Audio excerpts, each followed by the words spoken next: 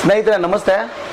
ಕರ್ನಾಟಕ ಸಾಂಸ್ಕೃತಿಕ ಮಕ್ಕಳ ಪ್ರಗತಿ education charitable ಟ್ರಸ್ಟ್ನ ಸಂಸ್ಥಾಪಕ ಕಮಲಾನಗರ ಮಹೇಶ್.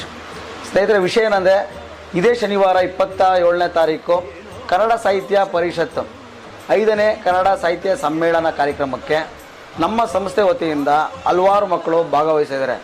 ಹಾಗಾಗಿ ದಿನನಿತ್ಯ ಅವರಿಗೆ ತರಬೇತಿ ಕೊಡ್ತಾಯಿದ್ದೀವಿ. ಆ ವಿಡಿಯೋ ನಿಮ್ಮ ಮುಂದೆನೇ ತೋರಿಸ್ತೀನಿ, ನೋಡಿ. ನೀವು ಕೂಡ ಆ ಕಾರ್ಯಕ್ರಮಕ್ಕೆ ಆಗಮಿಸಿ ಪ್ರೋತ್ಸಾಹಿಸಿ. ಧನ್ಯವಾದಗಳು.